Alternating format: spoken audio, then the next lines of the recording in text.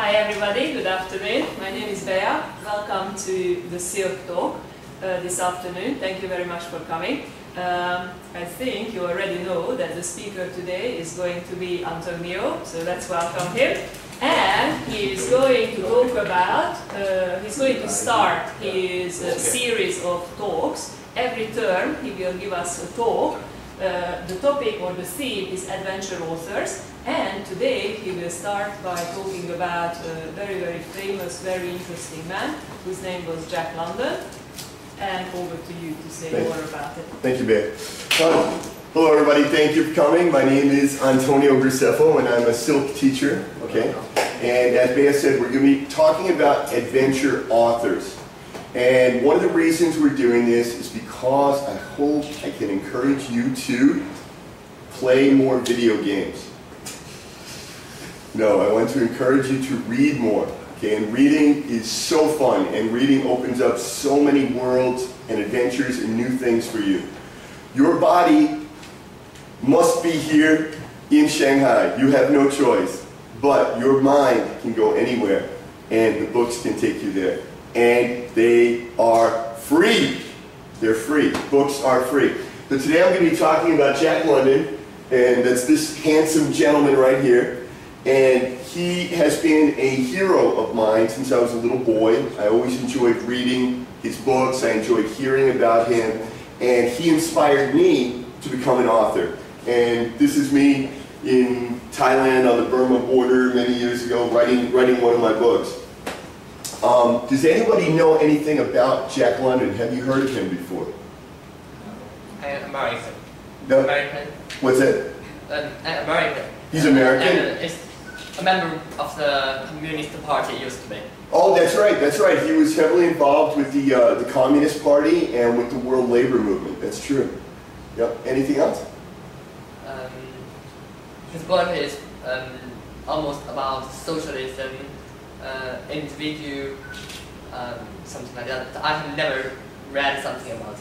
Oh, okay. Now, you're right. He wrote some books about socialism and about labor. But he wrote 50 books, so only a few of them are about that topic. However, that topic influenced all of his writing. So you can see the socialist influence in all of his writing.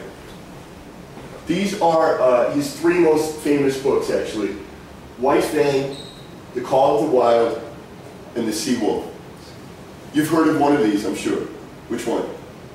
The Call of the Wild. Okay, everybody I think has heard of Call of the Wild because there's been movies and cartoons and all sorts of things. All right, in his life, Jack London worked as a gold prospector. That means the people that go into the mountains and look for gold. He worked as a gold prospector. He was a boxer. He was a war correspondent. A war correspondent is like a reporter that goes into the war and writes about the war. He was a sailor. He worked on a ship. He was a freight train hobo. A hobo. Hobo means these people, they're poor and they don't have a job and they stand near the railroad, near the train track, and they jump on the train. And wherever the train goes, they just go. And when the train stops, they get off the train and they look for work.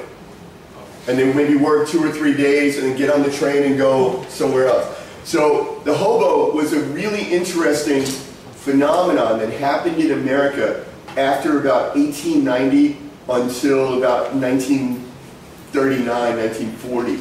So you had these men that just traveled on the trains and did casual work, and they got to see a lot of life. At age 25, he was the highest paid writer in the world. In fact, he was the highest paid writer who had ever lived. The richest writer who had ever lived at age 25. And at age 40, he was dead. Okay. Jack London lived his life like a burning candle. Why do you think I say that? Like a burning candle. What do I say? Short, but very shiny, very bright. Very bright. Also, a candle is hot, right? Yeah. Candle is very, very hot. If you make the candle hotter, what will happen? It will burn faster. Yeah, faster. Okay, so he burned his life very, very, very fast. All right? And the light from Jack London can still be seen today. What does that mean? His spirit is still alive now. And where is it? It's here in the library. Yeah. Okay? You can still read about him today. So reading is an adventure which can take you anywhere in time and place. Some of you, maybe your family is rich. Some of you, maybe you can buy a plane ticket and go anywhere, but only in place. None of you can travel in time, but you can by reading. Oh, Jack London in China.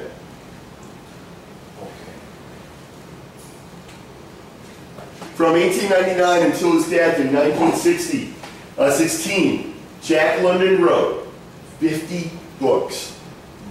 Now, he wasn't born in 1899, but that's when he started writing. And he wrote 50 books between 1899 and 1916. He wrote over 1,000 articles and stories for magazines. He had a goal for himself every day to write 1,000 words every day. These are some of his most famous books right here. You see, he traveled a lot. Stories about Hawaii. Hawaii at that time did not belong to the United States. It was a kingdom, and he traveled there. This is in the Pacific. This is him working on a ship. Burning daylight, we'll talk about in a minute. Photography, he did a lot of photography. Cameras were very new at that time, but he thought they were important to help record history. These are some short stories, and that's one of his famous books. We'll talk about it in a minute.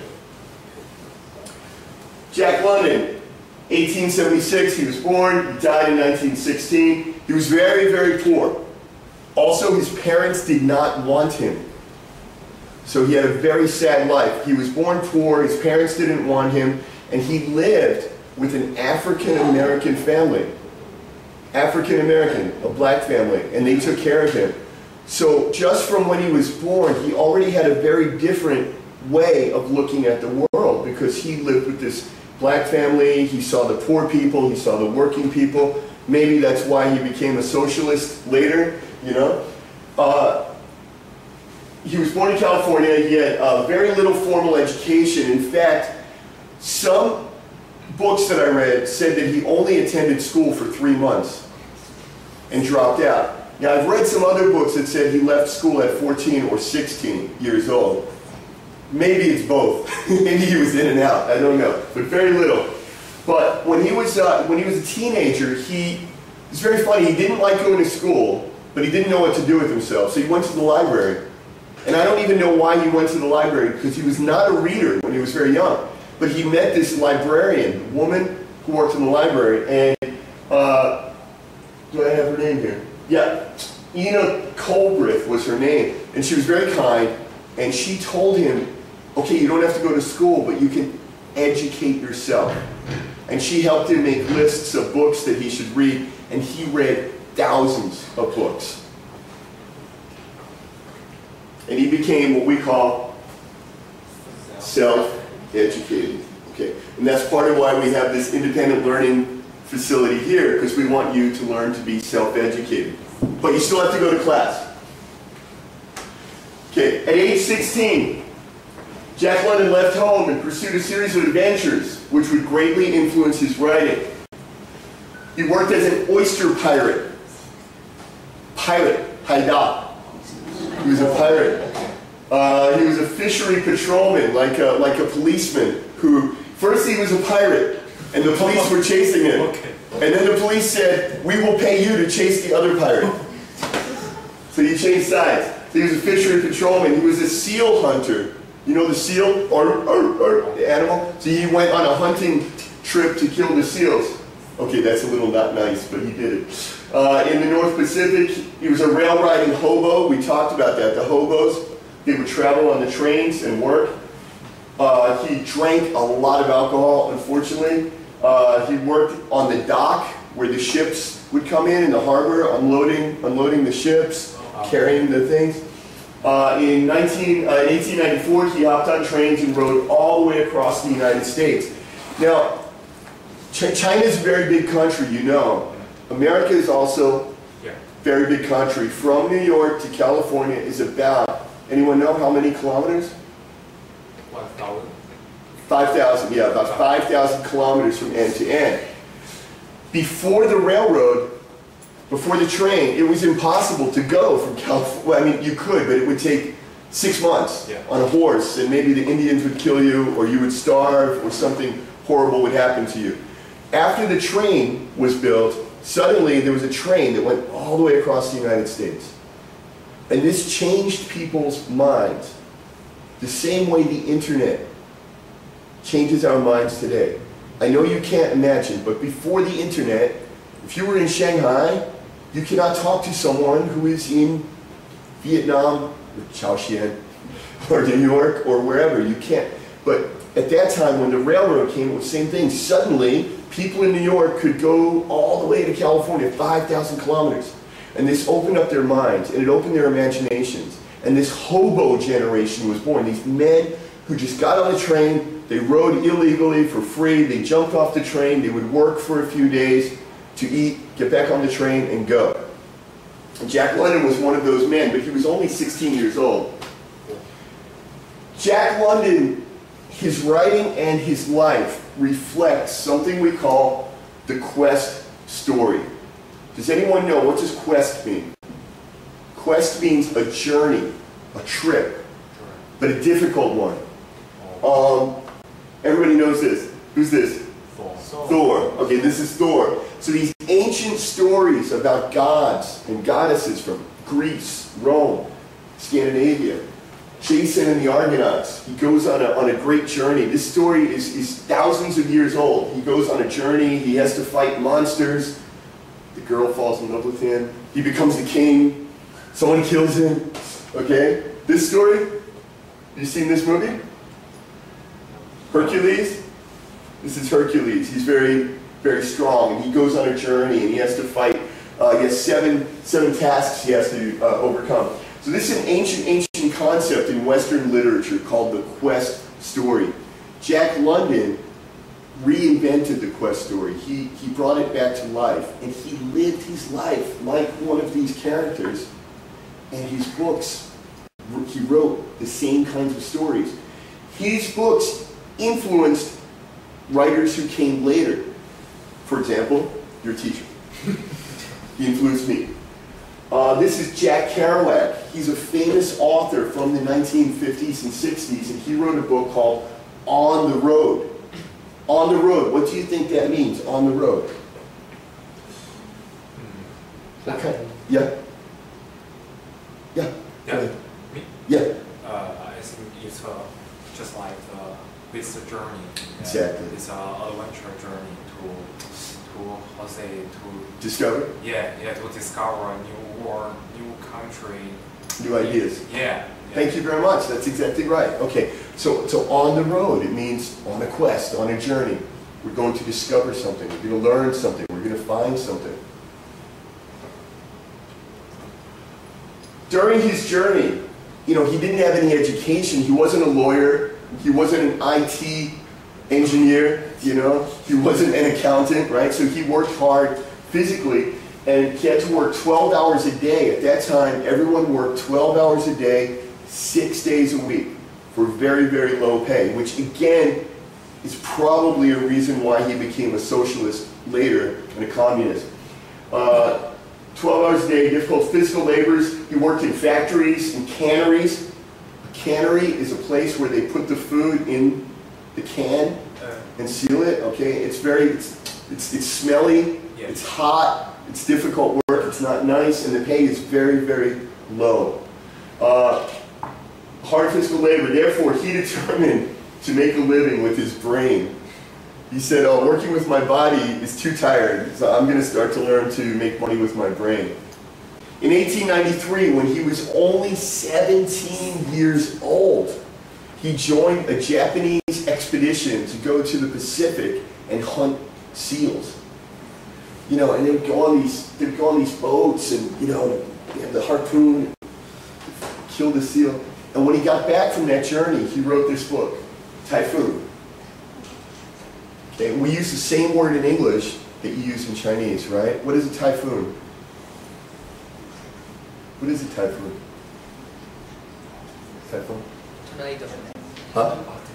Something like a tornado? Okay, it's a storm, right? A terrible storm. And you can imagine if you're on a boat at sea and there's a typhoon, what that feels like. And he wrote a book about that. And he was paid $25. $25. Now, to us, that doesn't seem like a lot of money, but for him at that time, he was very excited because working in the hard physical job, maybe he had to work 1 month or 2 months to get $25. In 1896, gold was discovered in the Klondike. The Klondike is a region up in Alaska and Canada. Okay, United States and Canada, Alaska and Canada.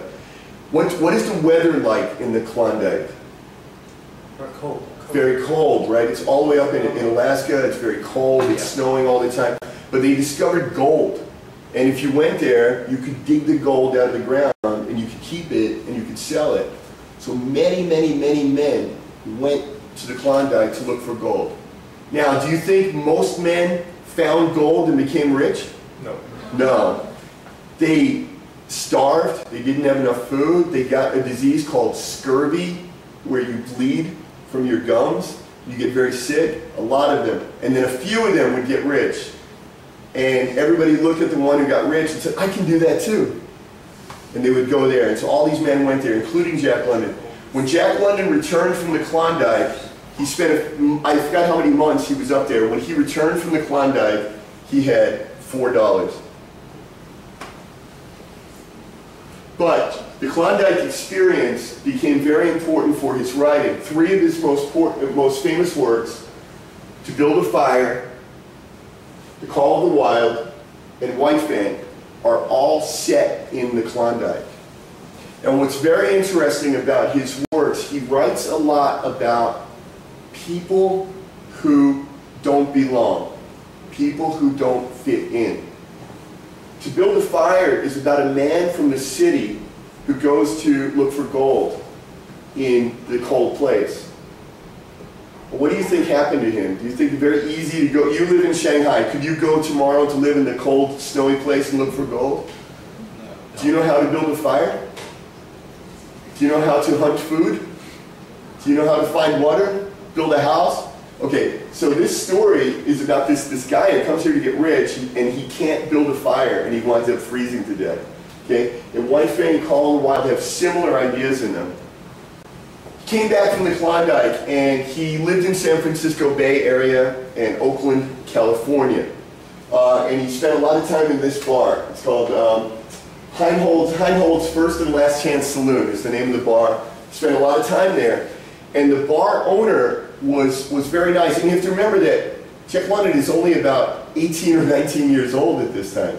And he came back from the Klondike. He's only 18 or 19. He's still the same age as you, most of you.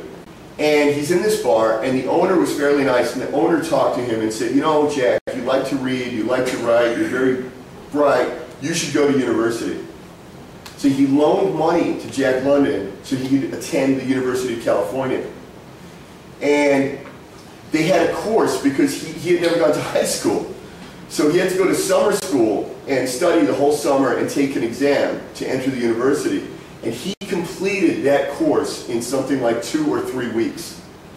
And normally it takes 4 years to study high school, and he did it in like 2 or 3 weeks. And he entered the university. He was a very good student, but he didn't, his mother, the mother who took care of him, she was sick, she needed money. His family had no money, his father had no job, so he had to quit the university. So he only attended university for a few months. He later wrote about the bar, about Heinhold's bar. He wrote about it in a book called John Barleycorn, which also is about his own problem with alcohol. He drank much too much alcohol and smoked too many cigarettes. How many of you smoke? Do you smoke? No. You? Anybody? See, all the good students come to hear the literature. The bad students are outside smoking.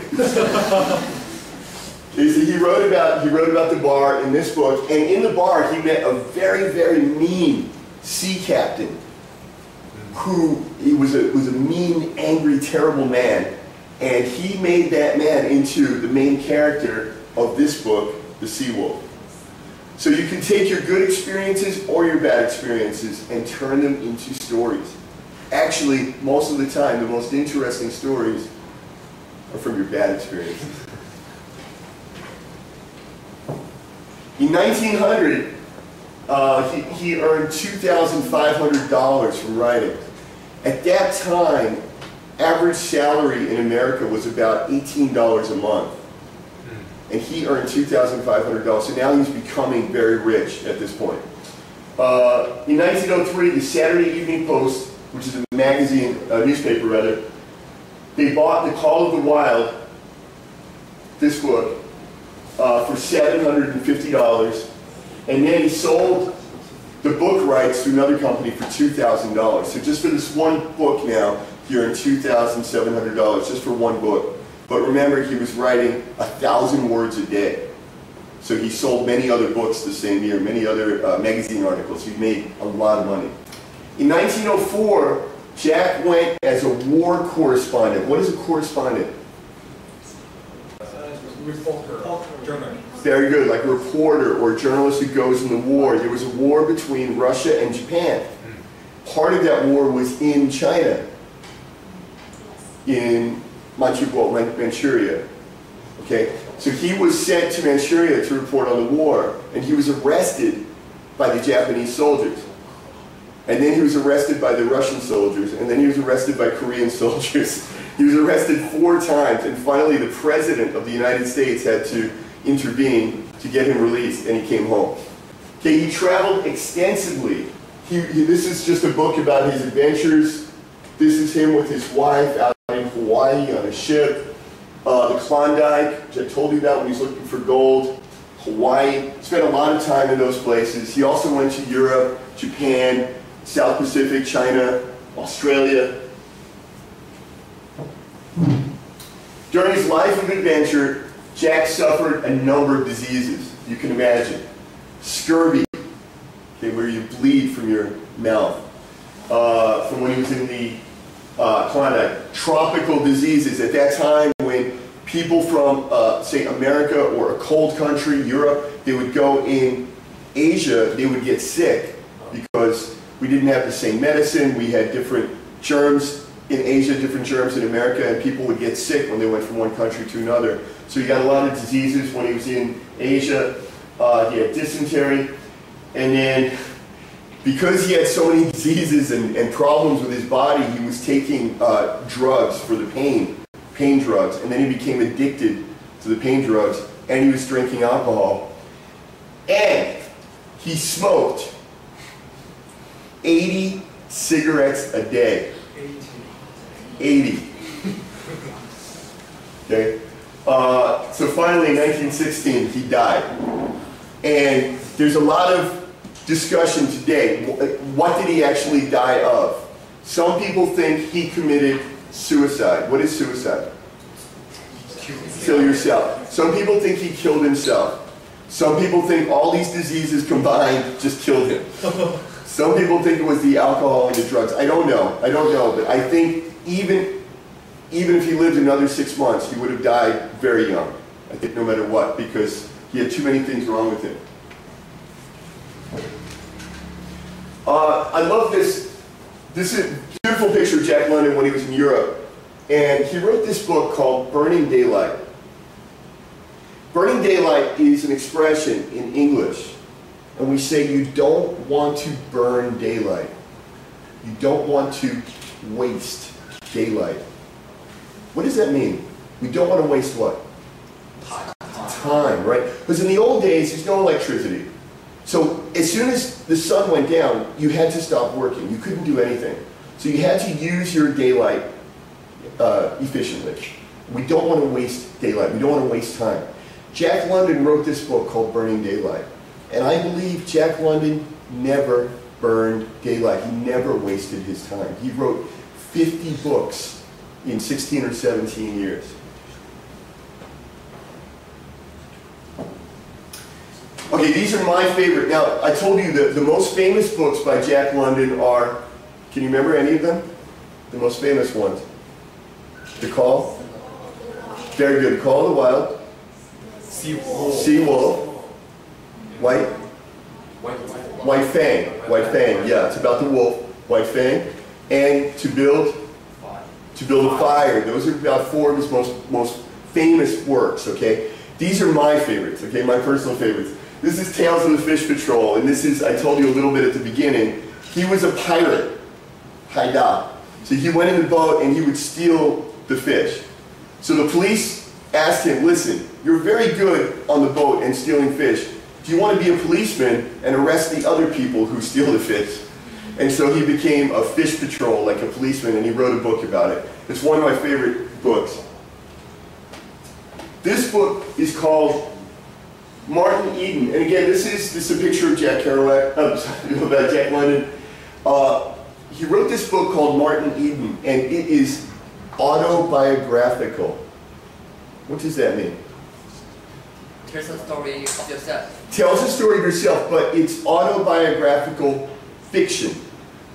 Fiction means it's not true, not real. So he wrote a book, it's about him, but he changed the name. It's not about Jack London, it's about Martin Eden. But Martin Eden is a writer who lives in California, and he has adventures, and he's trying to be a famous writer, and he's an alcoholic. And Jack London wrote this book. I love it because it's very similar to his real life. Martin Eden, because okay, I want to ask you a question. If you have the chance to travel all around the world, would you do that? Yeah. Yes. If you had the chance to write 50 books, would you do that? Okay, if you wrote 50 books, would you be very proud? Very happy? Yes, probably. Okay, and if you made a lot of money, is that a good thing? Yes. Okay, so basically Jack London has everything good. I mean, you look at everything in his life, wow, that's great. But Jack was apparently very unhappy. And in Martin Eden, he says, every book was a peephole into the realm of knowledge. His hunger fed upon what he read and increased. This means he was hungry. He was hungry to know about the world. He was hungry to have knowledge. And every time he learned something new, it made him want to learn more. It wasn't, usually you're hungry, you eat dinner, and now you're not hungry anymore, right? Okay, but this is the opposite. He's hungry for knowledge. When he gets knowledge, what does he do? I want more knowledge. Okay? He was a man without a past, whose future was the imminent grave and whose present was a bitter fever of living.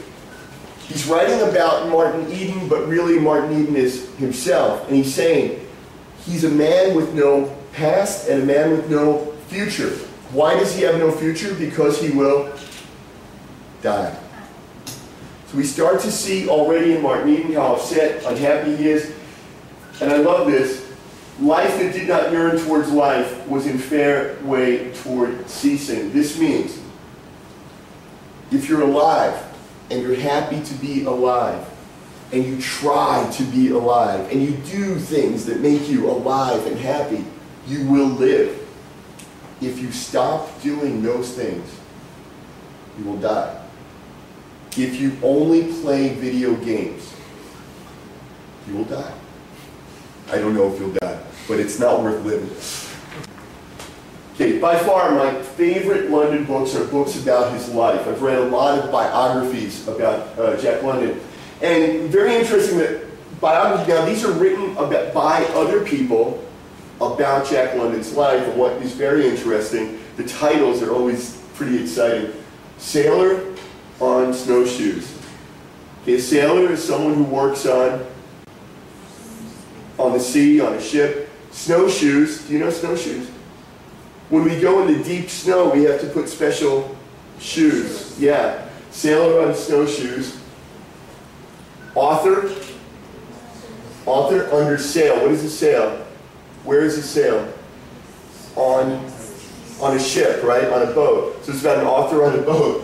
And this one I love. Sailor on horseback. Okay, so a sailor who rides a horse. all the books that have ever been written about Jack London always have these very interesting titles where it's two very different things. A sailor should be on a ship, but he's not. He's on a horse. A sailor should be in the Pacific Ocean, but he's not. He's on snowshoes.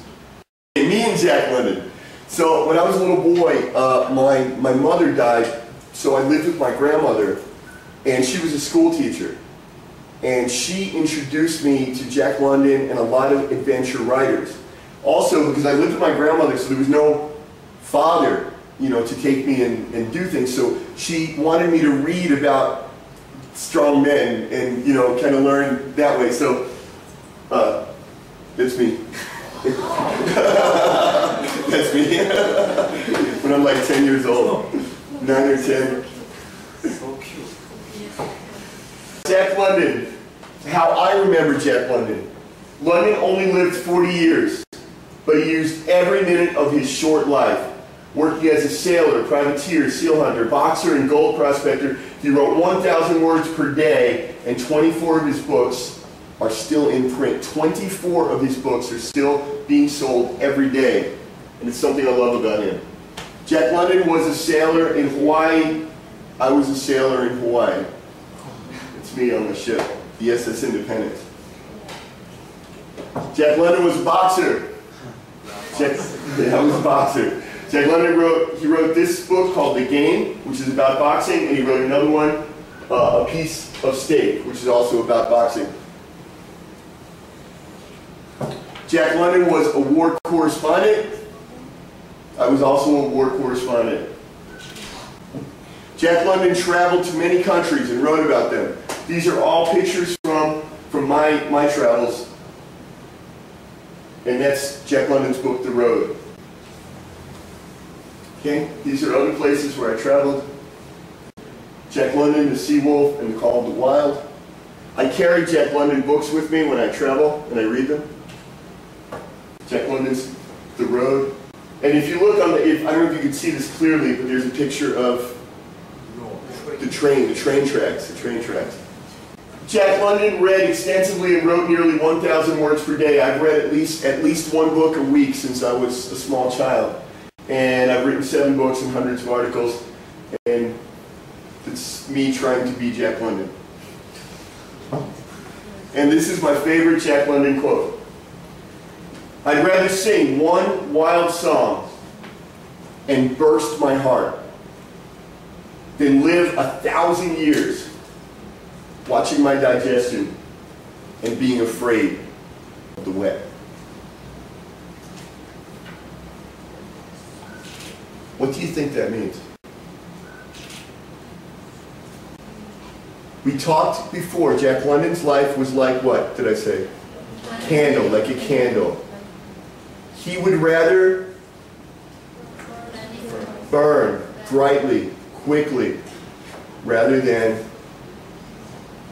sit at home, doing nothing, waiting to die for 100 years. He'd rather live 40 exciting years rather than 100 boring years. Jack London lived his life of literature and adventure, and so have I. Now it's your turn to pick up a book and let your mind soar. Books can take you anywhere you want to go. And I hope some of you want to go to the places Jack London went.